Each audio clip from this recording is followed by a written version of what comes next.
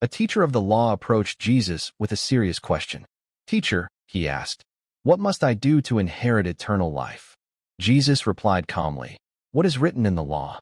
How do you read it?" The man answered, "Love the Lord your God with all your heart, soul, strength, and mind, and love your neighbor as yourself." Jesus nodded and said, "You have answered correctly. Do this, and you will live." But the man wanted to justify himself, so he asked, "And who is my neighbor?" Jesus began a story.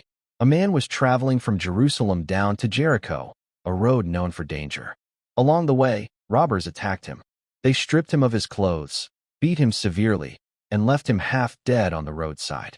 The wounded man lay there helpless, unable to move or call for help.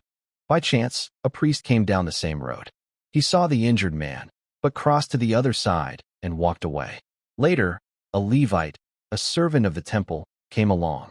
He looked at the wounded man, paused for a moment, then also passed by on the other side. Those who were expected to help did not. Then a Samaritan came traveling down the road. The Jews and Samaritans were enemies.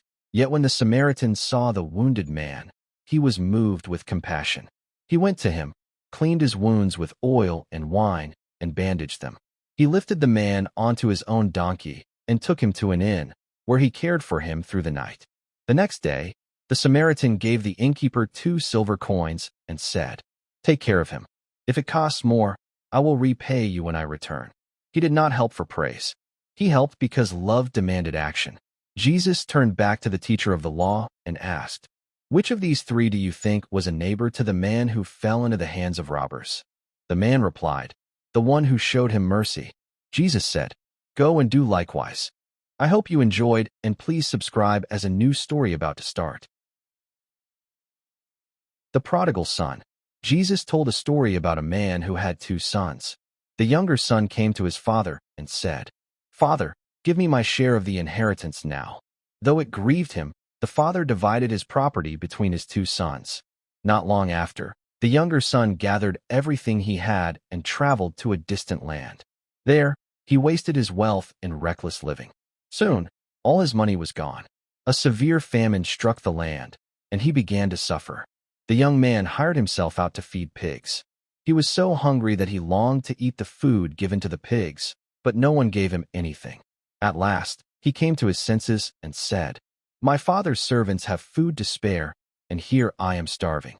He decided to return home and say, "Father, I have sinned against heaven and against you. I am no longer worthy to be called your son.